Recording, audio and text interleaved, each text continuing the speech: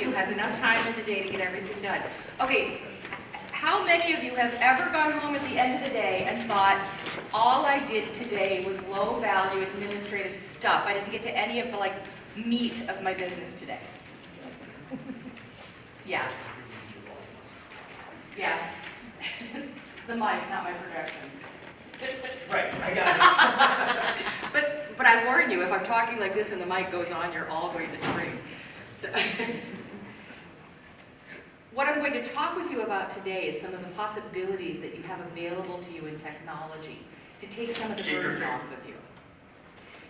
How many of you feel like you get to all the marketing tasks that you think you should be getting to? How many of you worry about not getting to all the marketing tasks that you think you should be getting to? Yeah. So, for those of you who were at Bob Nagan's speech this morning, he was talking about technology being the underpinning of your advances in retail. I'd like to actually look at that in a deeper way with you, because omni-channel is about so much more than doing a Facebook Live broadcast. That's part of it.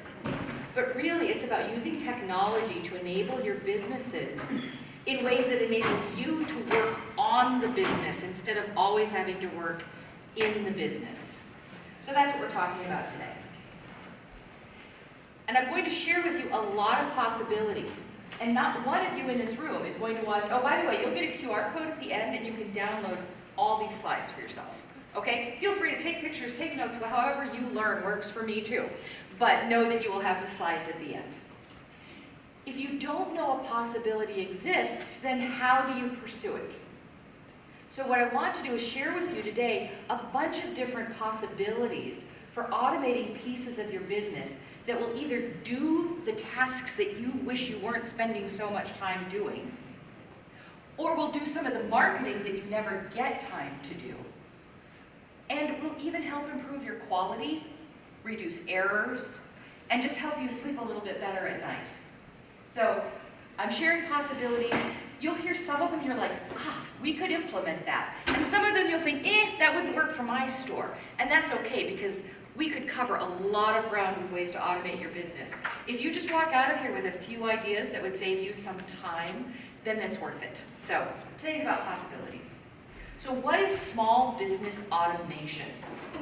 I've spent a lot of my career going and setting up massive manufacturing plants. And automation is big machines that spit out cogs and widgets, right?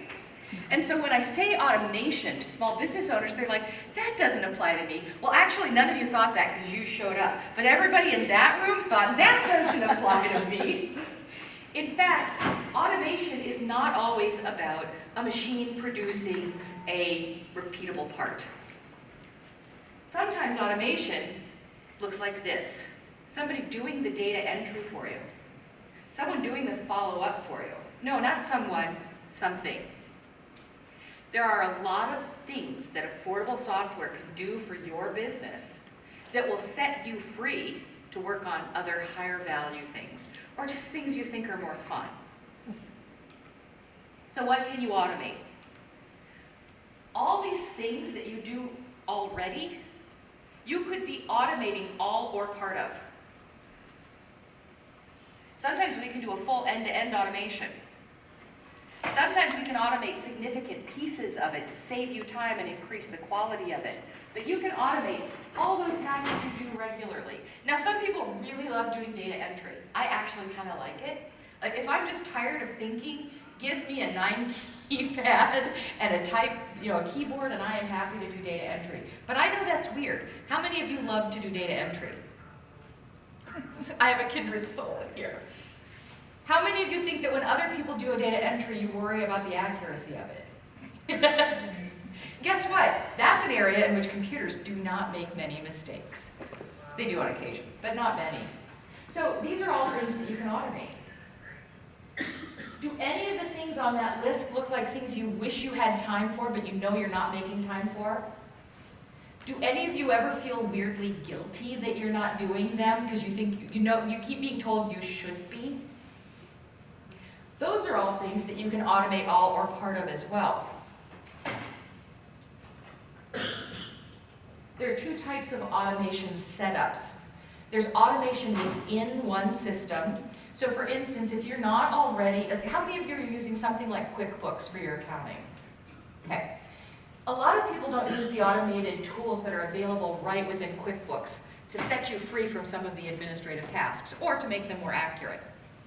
You can be doing automated invoicing. Well, you guys are mostly doing sales transactions. Do any of you have service businesses attached to your garden centers? So if you have service businesses attached to your garden centers, there are some things you could really be setting up automations for. So sometimes we can automate tasks all within one software. And that's what I'm referring to as automations within a single system. There are other automations that we want to attach one system to another and have one system pass data to the other system to trigger another activity, and those are automations between multiple systems. So we'll be talking about both of those things. There are also complete automations and partial automations. Have any of you ever looked at an email that an employee sent to a customer, or one you sent yourself, I've done this, and just cringed? You can actually automate parts of it to make sure that the things you send the most often, the communications you send the most often, are written the way you want them, with your brand voice, your energy, the way you would greet people, but you're not necessarily going to automate all of it because you don't know who it needs to be sent to or on what day. So, single and multiple system automations, and also partial or complete automations depending on the task. So there was a time in software, say up until about 1999, maybe 2001, when everybody was creating the software that would do everything for you. How many of you bought a POS that was supposed to be your point of sale system, your customer relationship management system, your accounting system, like the system was going to do everything for your business? There was a lot of that kind of software out there. It was just where technology was at the time. So all of the software vendors were creating not one size fits all, but jack of all trades software systems. We have moved away from that in the technology world. Because for instance, a system like Microsoft Dynamics or Navision, it's a big ERP system, like the business processes and management system. They realized it's too expensive to try to be the business system and invest all the money in being the best business system, but also try to be the best customer relationship management system, but also try to be the best marketing system, and also try to be the best accounting system. Because you have to have so much expertise and staff to be the expert in all those areas. So now we've moved into expert systems. And that is just where technology is, and I believe that's where it's going to continue to be. In the expert systems world, like QuickBooks came out, they have a very basic point of sale system. If all you do is buy and sell something, and it's not complex, and there's not a lot of price fluctuation, and there's not a lot of weird impact, like if you run a bodega and you sell sodas, the QuickBooks POS works really well for you. But when your business has more complexity, QuickBooks quickly found out they couldn't keep up with all the customization requests people were requesting to be in the POS business, and they have really backed away from it. Now, what are they trying to be? The best accounting system. That's where they're focused. But they will happily connect their accounting system to any reasonable POS system, or vice versa. So you have an accounting system, and they invest in being the best accounting system. You have an email marketing or marketing automation system. They invest in being the best marketing system. Over here, you might have an inventory system that invests in being the best inventory system, and they talk to each other. And the price of all this software has come down. Now, I'm not telling you need to switch your POS or switch your accounting system. I'm just wanting you to recognize that the way technology is developed today is very different than it was 15, 20 years ago. Now we're in the expert systems world. And when you go looking for a software that will do everything, what you will end up with is a software that does some things really, really well and some things really deficiently. Now, some of those deficiencies may not matter to you. If you don't have any production in your business, you may not care if the production piece of your one-size-fits-all software is weak. But if you're doing a lot of marketing and you want a system that will really step up and do marketing for you, you might care that that's not good enough. So you don't have to buy every system out there. You need to know which ones matter to your business and your strategy and put the right pieces together. So just letting you know the difference. If the last time you bought business software was 15 years ago, which for a lot of independent retailers, not just in the garden center industry, but across the board, most independent retailers invested in software in a period of time between 2000 and 2005, and it is a very different world now. And so if you're feeling, are any of you feeling like you're growing out of your POS and you're not sure what to do about it? If you're feeling that, that's normal. You didn't buy the wrong thing. It's just a different time, and we're doing technology differently. And that's the nature of change. So we're in the world of expert systems now. So if you're going to automate something that's a multi-system automation, it might look something like this. I'm going to use Google Docs to create email templates that people will use. Like, aren't there about 10 questions that you guys get asked over and over and over again? And even if you stick it in an FAQ, they still don't go to your website and look at it. They call and you ask, or they email you, or they use your contact form. And you're just answering the same question over and over again. And you don't want to send out necessarily a stock form letter on it, because this is a possible customer. They need some warmth, they need some brand information. It can't be just a simple, yeah, you can buy that, we're open Saturday at 9. You want a little more there. Well, you could have your 10 basic emails that always go out in Google Docs, and they could be connected to your email system, and together you'd have email templates. So that's connecting two systems to do something for you. Really easy to do. You don't have to be a programmer to do it, and I'll show you that in a bit. Or it could be that you use your email marketing system and you integrate it with Google My Business. Are you guys using your Google My Business profiles? It is one of the best drivers of foot traffic in the world. So you just go to business.google.com, claim your store if you haven't already. If you already claimed it, but you haven't thought about it in the 2 years since you did that, go back there, pull up your business profile, fill it all out, you'll get leads. I thought they weren't using the My Business one anymore. They got rid of Google Business, but Google's very bad at naming things. They just live to confuse all of us all the time. Okay, because I'm confused, because I thought they told me it wasn't working anymore. No, they got rid of the business pages the way they used to exist that looked like little web pages. They got rid of that a few years ago. But business.google.com is connected to Google Maps and Google Search, and that's where people get all of your business profiles. So you could use your email marketing system with a link to your reviews in Google My Business, and then you could use that to generate automatic review requests. And I'll show you that one in more detail in a bit, because that is a really good starter automation for most small businesses. So that's a multi-system automation. Do you have certain reports you want to look at every single week? How many of you spend time assembling reports or pulling reports instead of actually being able to sit and look at them and analyze them? So you can, and if you're not getting data because you don't have time or you don't have access to great data, or it's on that list of things you should be doing but you're not doing, well, you could actually, if your POS allows you to pull data out of it, you could actually use Google Sheets with your POS to produce formatted reports for you that were automatically emailed to you and they land on your desk. Now you're spending time on your business instead of in your business, which is a great place to be.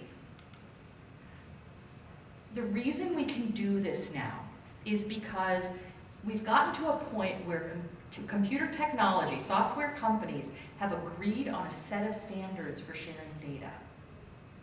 So we can actually have one software knock on the door of another software and say, hey, I need this bit of data. I've been given permission to take the first name, the last name, the email address, and the phone number. Please hand it over. And systems can share data very easily if they're current and cloud-based for the most part. And this is the single biggest reason for you to consider updating the technology in your business. If your technology is 15, 20 years old, it was developed before all this happened. And when we talk about the evolution of retail, and everyone's talking about it, and still nobody knows what they're saying, because we don't really know what the evolution of retail looks about, there's only one thing I'm pretty darn clear on, and that is that technology is a big part of it.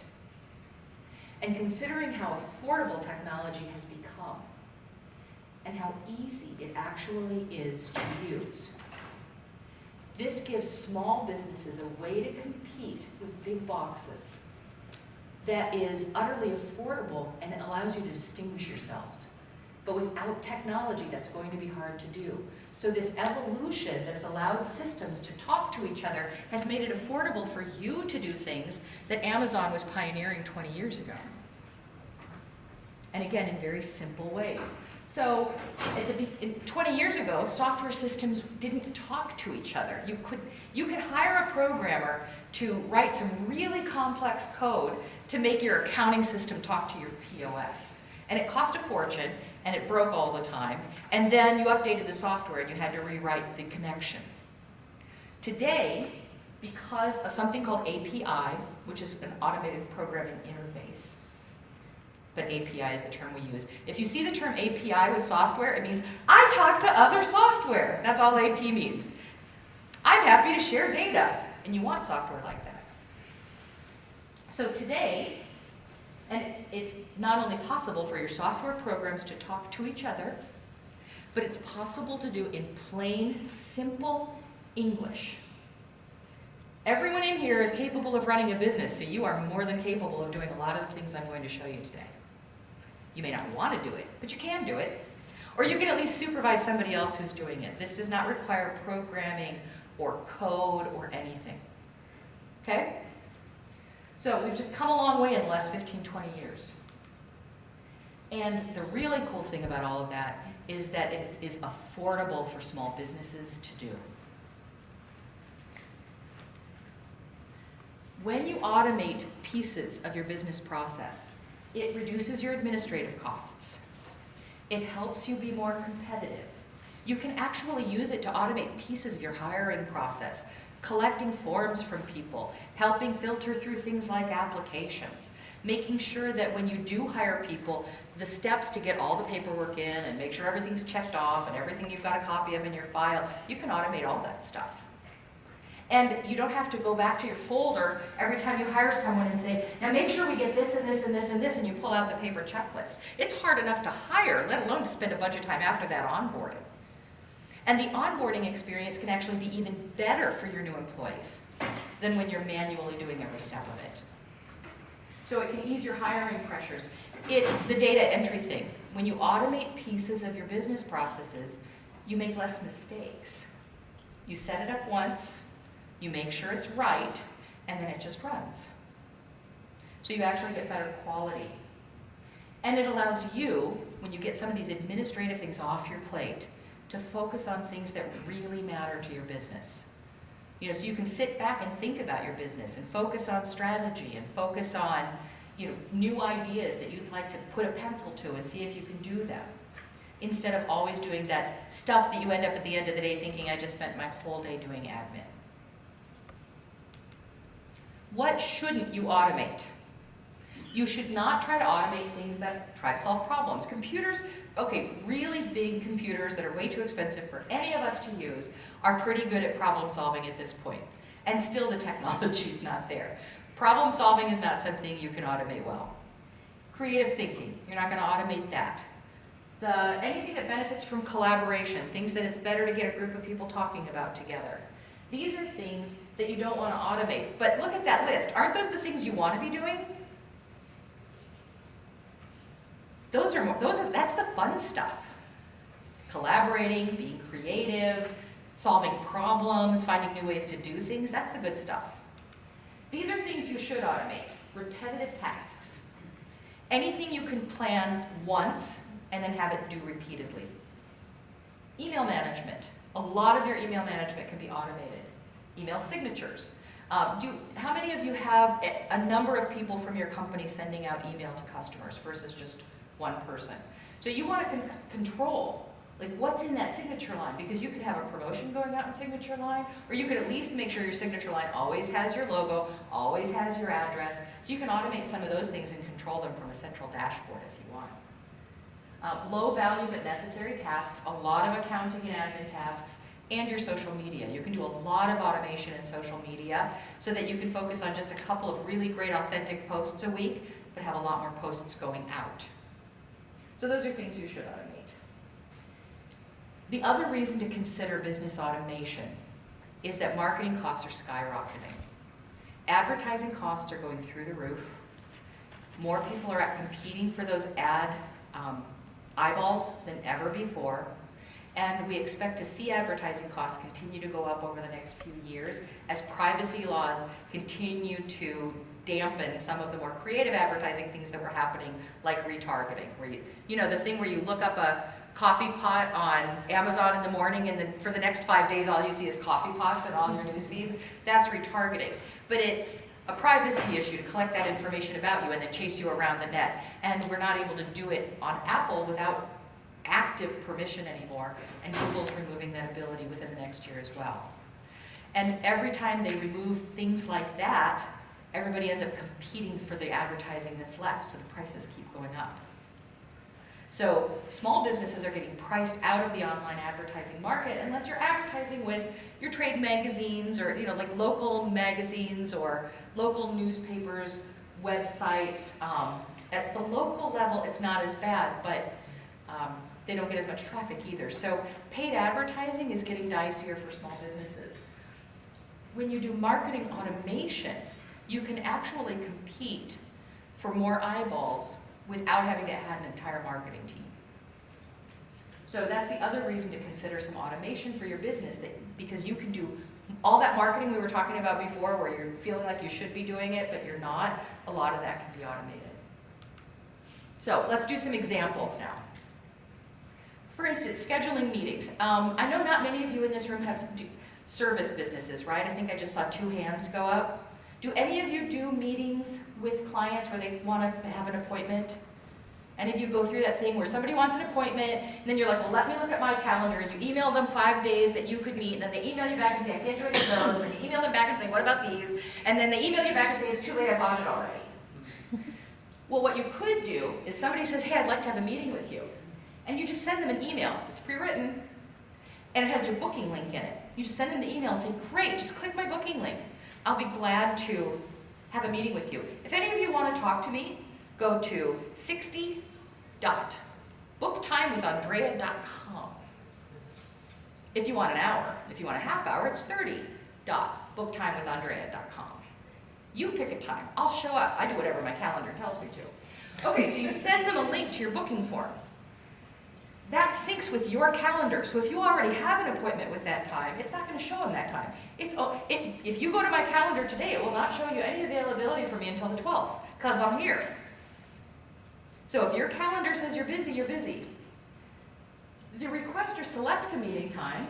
The system sends them a confirmation email, sends you a confirmation email, puts it in your calendar, and sends everybody a reminder whenever you decide, day before, day of, whatever you want. That's an automation. And suddenly booking meetings is just not a headache. End of day reports. How many of you guys pull end of day reports for your store? You could set a time. You could say, I want my end of day report, if your POS will allow you to pull it for data. If it's an older POS, this is going to be hard. But this is an example. You say, I want the system to pull data every night at 9 p.m. Go to my POS, pull the data, pull it into my pre-formatted spreadsheet, you've designed it once, automatically generate the desired graphs and charts that I want and send it to my email so I can see it when I get in the morning. That's an automation. Now you're working on your business instead of in your business. Sales training. How many of you feel like you do as much sales training as you should? Because there's no such thing. That was a trick question, okay? But you can have a system set up to do your sales training where you get in a new product. You don't really want to wait until the next sales team meeting, and plus everybody keeps being out during the sales meeting. So you use your little system to write up the training on this product. You send it to all of your employees via text or email. A record is created when the employees view it so you know who has opened up the training and who hasn't. Then, when they do the last step of the training, and by the way, anyone can write this kind of training if you use a system like ARVO, A-R-V-O. You can set it up with all these little triggers in it. So employees automatically receive a quiz when they finish their training. the quiz results are compiled, they come back to you, and he can even say, oh, let's do it again. Or, good job, you got this. And then the training is still there for them to look at in the future as well. Now you've automated a lot of sales training. You were going to explain it once. Maybe not until your next sales meeting or the one after that, but you were going to explain it once. Probably you end up explaining it 4, 5, 6, 7, 8 times as you work your way through your store. But you could set it up like this. Then at the sales meeting, let's all talk about what we thought about the training instead of trying to do the training. And you'll know who did it. So that's an automation. Competitive research. How many of you try to pay attention to what's happening at the big boxes, even though that's not what you want to do yourself? There's software you can actually scrape Home Depot's site. It's affordable. You could pull it all into a spreadsheet and see what they've got every product at every price. You can see what their promotions are. But doing that personally, that takes a long time, and who's going to do that, right? Does anyone in here do that? Because I will kneel down to you. Okay, so you collect the product pricing and even their SEO data from their site. You feed it into a pre-formatted worksheet, which is automatically emailed to you, and you can be doing that analysis the next morning after you do your end-of-day report analysis, because you have time, because you're not assembling the spreadsheets, you're actually sitting there thinking. That's an automation. Now let's talk about marketing automation, because those were all very administrative automations. And if there are, do you have spreadsheets that you have to compile all the time? How many of you have a couple of different spreadsheets that you're always compiling for your business? What type of spreadsheets are they? Like content-wise? Like what are their purposes? Buying calculators, planning for budgeting for shows. Yep. There's probably big purchasing planners. Yep. So do you have to pull data from other places and put them in? You can automate a lot of that. There are people who are running entire businesses just showing you how to automate all your Google tools together to make Google Docs and Google Sheets. And by the way, did you know if you type doc.new in your browser, it'll open a new Google Doc? Sheets.new will open a new spreadsheet. I just found that out. We use Google all the time. I think that's so cool. Okay, so there's a lot of administrative things you can do with automations, but now let's talk about marketing automation. For marketing automation, there is a very particular kind of software that you use, and it's CRM software, Customer Relationship Management. Now, how many of you have a POS that says it comes with a CRM? Okay, none of you fell for that ruse. That's good. Most of the software systems that are POSs or basic business systems, they say they come with CRM, and what does that mean? They collect the first name, the last name, the phone number. They tell you what they bought, which you can find by looking it up anyway, and then you can send them a birthday card. That was CRM circa 2001, but it's not CRM today. Today, we want CRM to do a lot of things for us. We want it to help us keep in touch with our customers. We want it to help us cultivate new leads. We want it to help us nurture our customers and bring them back for repeat purchases. You can be building more of the foot traffic for your store. You do not have to wait until people decide to walk in. And you do that by using a CRM system. And if you do it well, authentically, thoughtfully, I'm not a big fan of email broadcasts, but when people get an email that actually resonates with them, that's relevant to them, they actually like it. So you can use CRM to build your foot traffic. So there are a couple of different types of CRM systems. The one at the bottom is the one that's integrated in your POS, the one that basically just lets you send a birthday card. Now, not in love with that. Sales automation, how many of you are familiar with Salesforce? There's like a software called Salesforce. It doesn't apply to anyone in here, but sometimes people are saying, well, what about Salesforce? I heard I needed Salesforce. It's not for you guys, but nobody asked me that, so I'll skip it. We're going to go to marketing automation. How many of you have heard about HubSpot? No HubSpot? Infusionsoft? SharpSpring? Okay, not a problem. So marketing automation, MailChimp. How many of you guys know MailChimp? Constant Contact. All right, meet Emma. Any of you guys use that? All right, those are email marketing systems. And they do a piece of customer relationship management. They allow you to do email. A CRM will do everything that a MailChimp or a Constant Contact does, and then all the other things you need to do to maintain your relationship with your customer as well.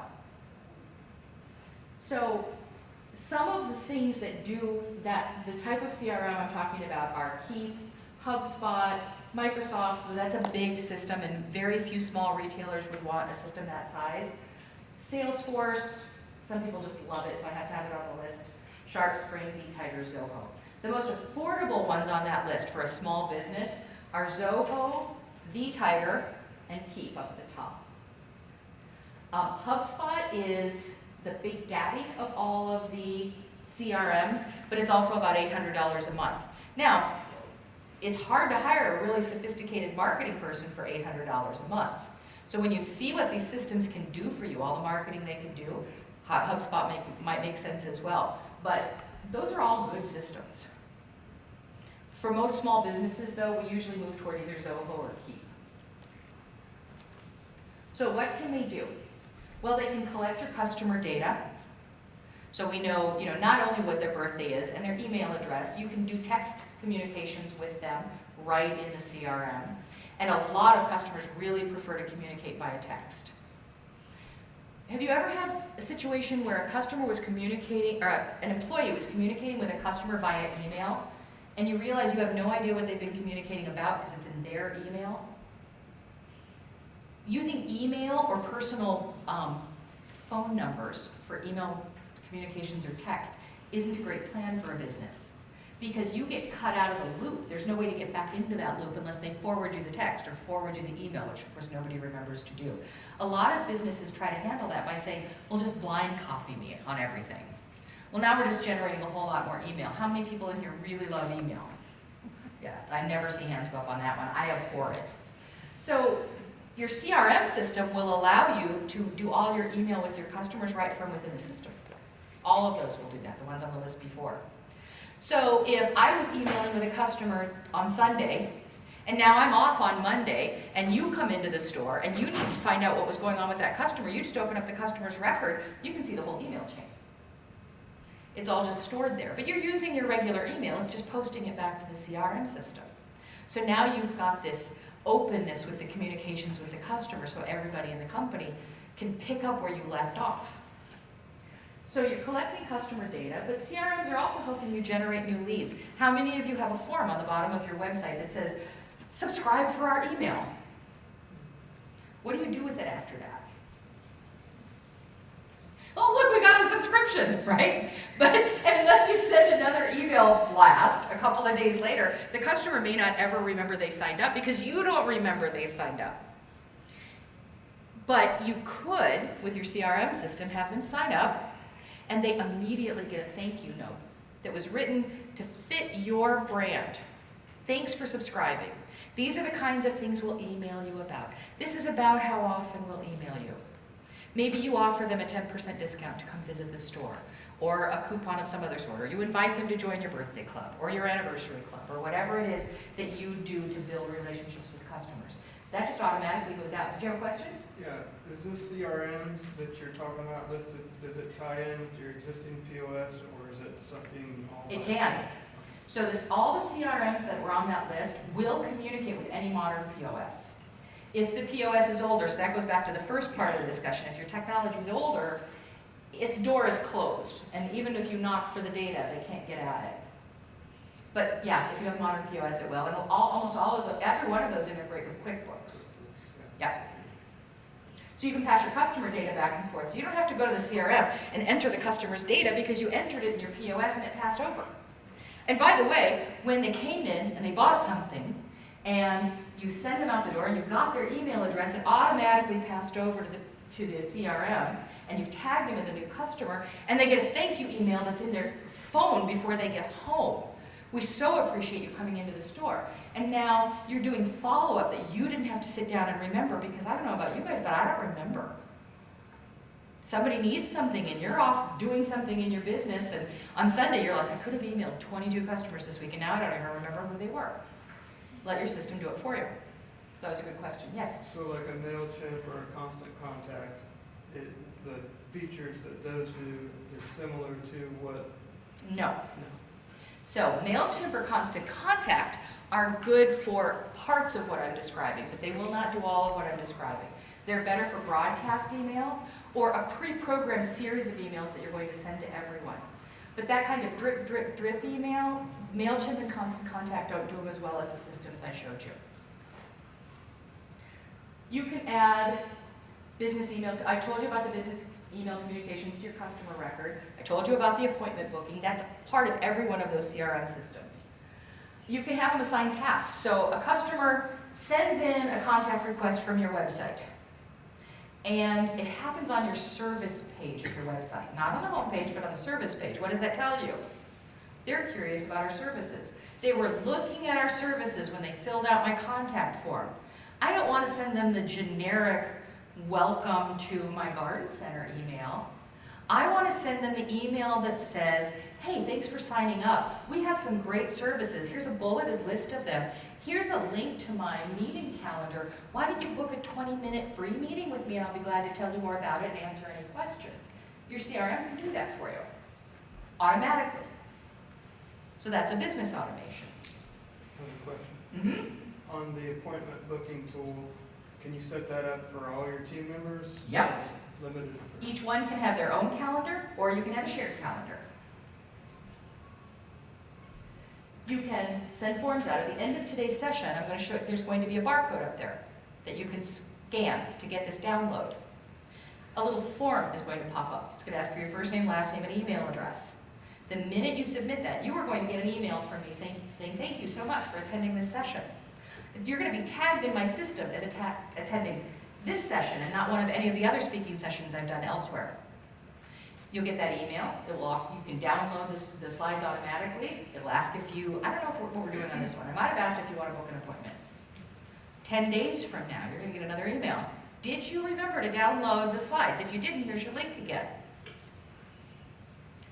There's nothing else in that sequence because I don't know if you're interested or not. And that goes back to the sensitivity around emailing. I'm not going to bombard you with email. I'm going to make sure you get the slides. I'm going to make sure that you know how to reach me if you want to. That's automation. That was all written last week before we ever came here.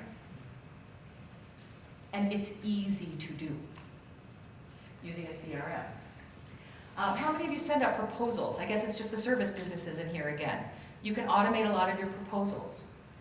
You can, anytime that you do completed sales, you could actually trigger an immediate email saying thank you so much for your purchase. You could also have another one go out 4 days later with that review request that I talked about at the beginning. Hey, we'd love it if you'd give us a review. And that will go straight to your Google reviews, which are a fantastic way to build your SEO.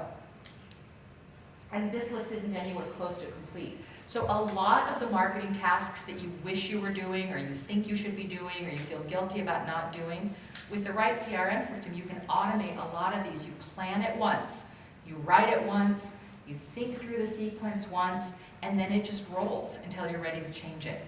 And suddenly you're doing customer communications that you weren't getting around to before. And if you plan it right with your website, you send the right email for whatever page they signed up on. So you have a sense of what they're interested in when you respond to them. That's relevance. In marketing, relevance is very important. If we just send generic messages to people, they don't respond very well. But if we send a message that resonates with something they were already interested in, we get more attention. So by collecting email addresses on specific pages, you can send them specific emails that you wrote once. Now maybe you have to write 15 different emails, but you do it one time and everyone who signs up after that gets tailored communication and an invitation to come into your store. So that's what marketing automation is about. So in this example, the instant inquiry, customer completes the contact us form, you send them a pre-written email, a task, oh this one. At the same time you send a pre-written email, you assign a task to one of your salespeople, and when they come in the store, you don't, the system does. When they come in the store the next day, it says, hey John, give a call to this customer who filled out a contact us form and see if there's anything we can do for him. She said contact us, she probably didn't really expect a phone call, like, you know, how cool is that? Can we help you? Love to see you in the store. So that's an automation. Or a welcome to a new customer.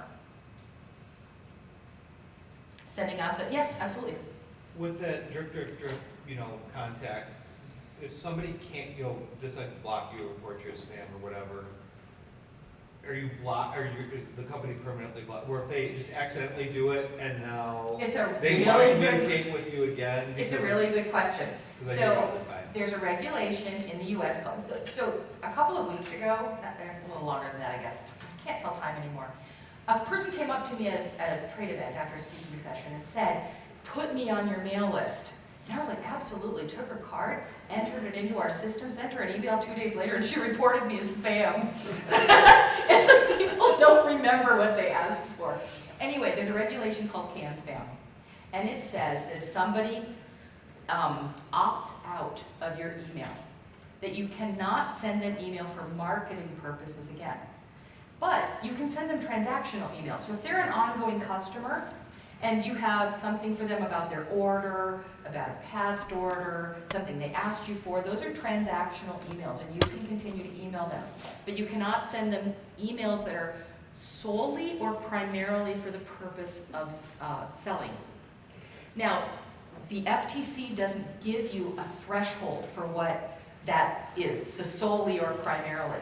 What we say in-house is we discourage it at 80%. If this is 80% about selling and 20% about like, let's act like we're doing something transactional so we can send them an email, we think that's crossing the line. So, yeah. As long as you are getting less than 0.1% opt-outs, you're not considered a spammer. And people opt out all the time. And honestly, that's their way of saying, you know what, I'm probably not your target.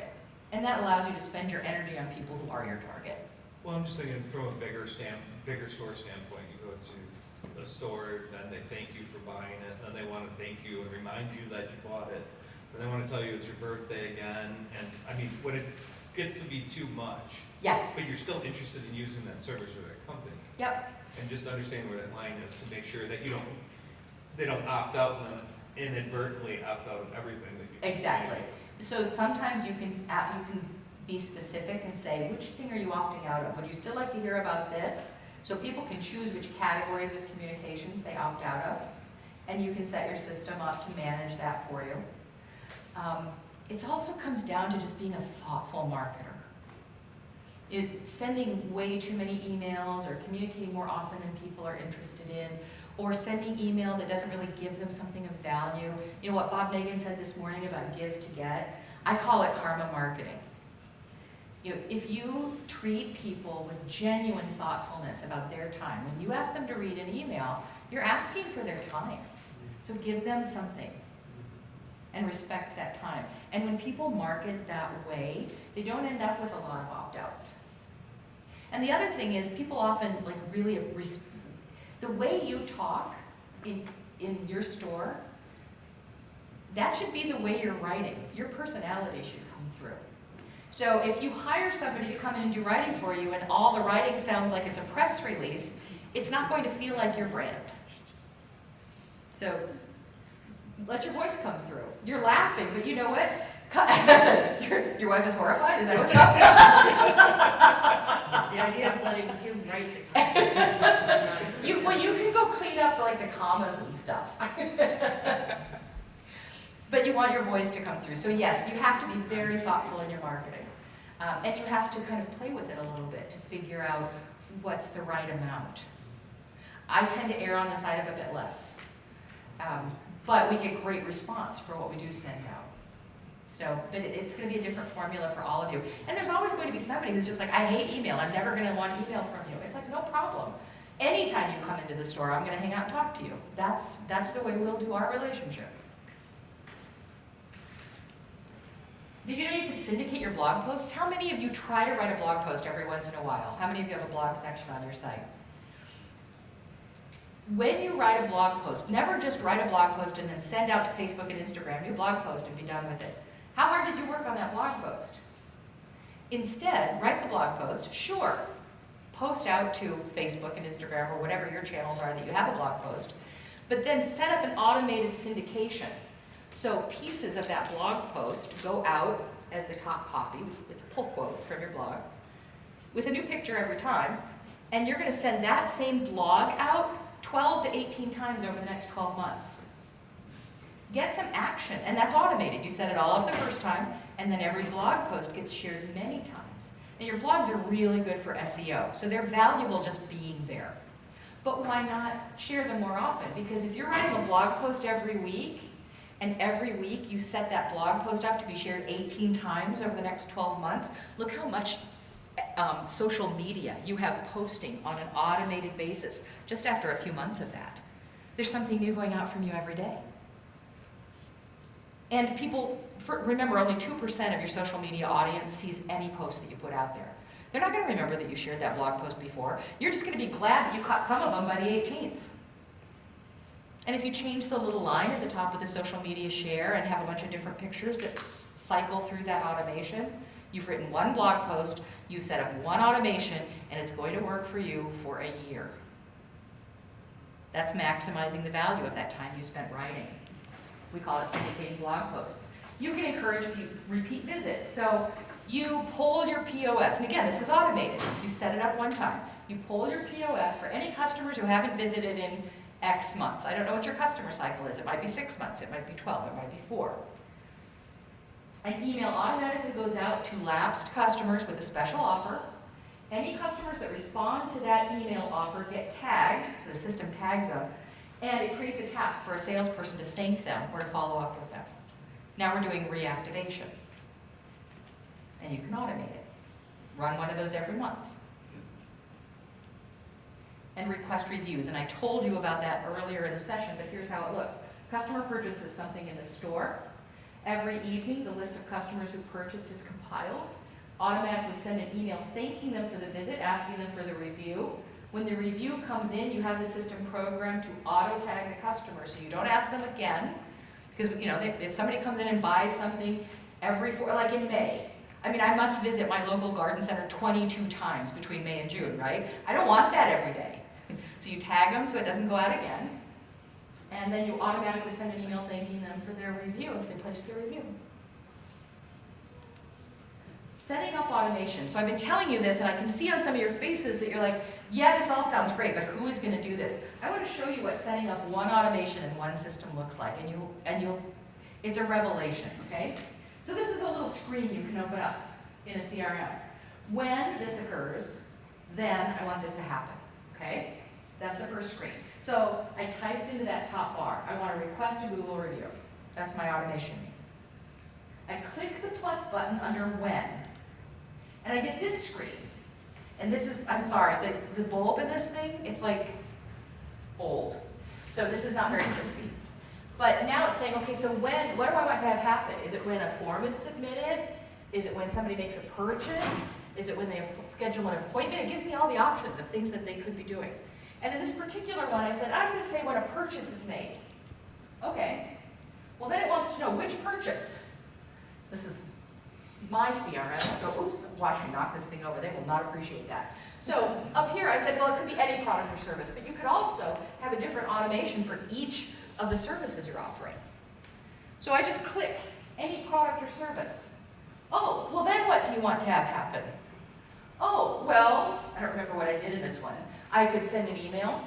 I could send a notification to my salesperson. I could send a text. I could create a deal if I've got a program going. I could add a tag. Remember I talked about tagging people so you don't email them again or so you do email them. The system adds and removes tags for you. I think this time I said send an email, but let's see, what did I do? I did. I said I want to send an email. So when a purchase is made of any product, I want to send an email. Now look, those emails down the middle of that page, those are pre-written emails. There's an email for requesting a Google review. There's an email with an introduction with an invitation to meet. There's a general follow-up email. So I picked the Google review request. Okay, so here's your Google review request. Do you still want to go with whatever's on this screen, or do you want to do some rewriting? And this is the link. I know where that link is now. This is the link to my Google reviews. I say, okay, yep, I'm fine. I've just tweaked this email. I'm happy with it. Cool. Do you want to do it right away, or do you want to delay it? As soon as they've made the purchase, do you want it to happen before they get home? Or do you want to send this tomorrow, or 3 days from now, or a week from now? Don't do a week from now. It's too long. But tomorrow's fine. Or you can say immediately. Okay, I want it to be immediate. There's your automation. That's an automation in a CRM system. That was easier than telling an employee how to do it, wasn't it? That's the power you get with some marketing automation. Question. Yes, What system was that? that system was Keep. Keep. HubSpot is equally easy, Zoho is equally easy, so I look at technology like buying shoes. I love my Cariumas, but your feet may hate them. Right. So you have to pick the right technology for your business. So One more question. Do you have any experience with Shopify workflows? Shopify workflows are still rudimentary, Right. so they're not quite doing all the things they need to do. Now, they just bought Klaviyo. Okay. Klaviyo was making really good progress on the automations front. They're expensive, and they're not a full CRM. But it looks like Shopify, I think this is what they're doing now. They haven't publicly announced it, but it's the direction they're moving in. I think they're going to stop with a lot of their automations and push it all into that Klaviyo purchase. Okay. Thank you. Yep. So ways to connect. So you can connect in systems together. Like if you're using Keep, the system I just showed you, and you're using QuickBooks, you can open either one of those softwares and they'll say, do you want to connect with QuickBooks? Do you want to connect with Keep? And they already know how to connect with each other, and you just choose it. And they have you log in and give it permission, and you're connected. That's an integration. Or you can use tools like Zapier. Have any of you in here seen Zapier before? Zapier will connect software programs that don't have direct integrations written already. And the dialogue looks a lot like what I just showed you. So again, it's plain English. You can make these connections. And then there's a bunch of different integration programs there. Zapier's kind of the big kahuna. Or you can do programmed integration. So if you're married to your POS and it doesn't talk to anything else, and it's older technology, you could hire somebody to write an integration. The problem is you're going to have to keep rewriting it as the other softwares update. So this is your strong reason to consider having modern technology in your store. So you can take advantage of all the things that technology can do for you affordably. And to give you a sense, like a system like Keep, most of you would need the $129 a month package. But you cannot get a marketing assistant for $129 a month. So, and if you had 5,000 people on your email list, maybe it goes up to $225 or $250 a month. Again, what is it worth to you to have the work done that you're not getting to, and to have some of the work taken off of your desk that you're spending time doing instead of something that's higher value? So the price ranges for most of this software are in that low hundreds to under 100 subscription range. And I've talked a lot about capturing leads, so I'm not going to go deeply into this slide, but really think about how you capture leads coming to your website so that you can trigger meaningful, individual types of automations to communicate with people based on what they're interested in. Because only 4.5% of the people who stumble into your website will ever return on their own. And that means the other 95.5% are lost to you forever unless you make some effort to capture that email address and communicate with them automatically and invite them into your store so you can turn them into a customer. And the goal here is that you have time to work on your business, thinking about how to be competitive, thinking about how to grow, thinking about how to make your customers so loyal they will never go anywhere else. That's your goal. Now, I'll come back to that. There are another, I don't know, like 25 slides that talk to you, that will just show you different types of software that nobody wants me to go through here, but it is a list of different types of software and the types of integrations you can do with them. So when you download this slideshow, you get all that information as well. And now you're participating in my marketing automation. And I'm about to go out to dinner. I am not emailing all of you. And 10 days from now, while I will remember this session fondly, I would not have remembered to email you just to make sure you downloaded the slides. So we have a couple minutes left. If you have any other questions, I am happy to answer them. And I'm on the show floor all this week, so if you have questions, I'm also happy to sit down and chat with you about this stuff. Any other questions? Is this new information to you guys? Mostly, yes. Is it helpful? Yes. Okay, good. Did you have a question, or were you just trying to wake your arm up? Well, back to the one where it automatically sends the request for review, and you can set it immediate. Do most people do immediate, or do they like to delay it a day, or what's the standard? I'm a big fan of immediate because people remember what they did. Maybe it's just me, but I can't remember what I did like an hour ago, so immediate works. A day after works. Okay. There's some data that shows you can do it as late as 3 days later, but the data's not clear enough to compare, well, would I have gotten a better response if I'd done it in 1 day or 3? So I'm a fan of immediate to 24 hours, and Gotcha. Awesome. Thank you. does this feel doable to you guys? Can you picture how you might pursue some automations for your business? If it doesn't, talk to me, because you don't always have to do it yourself. Like the systems that I talk to you about, there is probably a Keep consultant in your town that you can talk to. We are too, but you might want somebody that sits across the desk from you. Okay, so you can have people help you put this stuff together.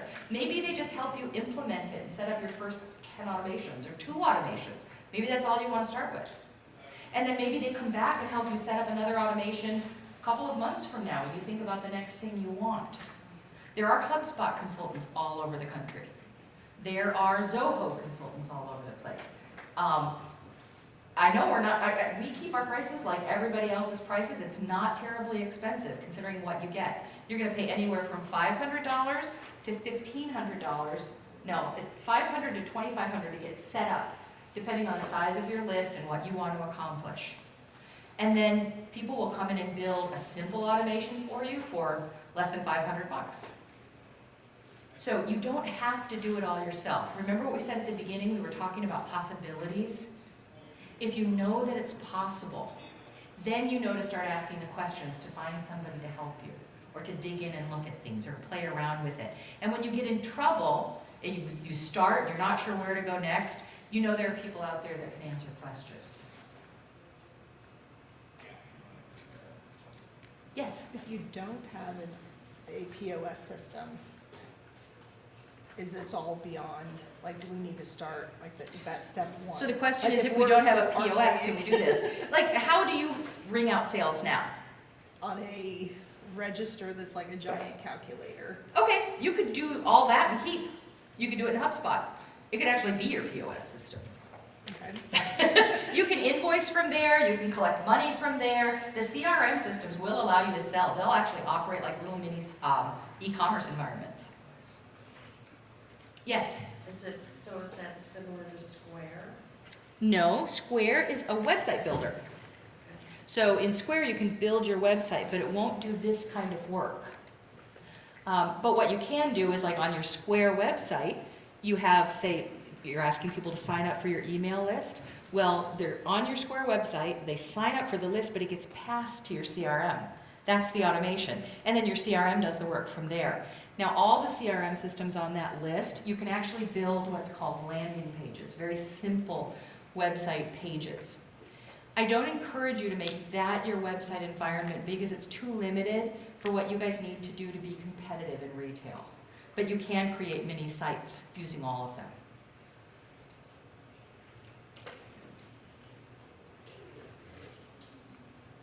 But Square does a good job of talking with other systems or allowing other systems to pop through and integrate. Any other questions? All right, you guys have been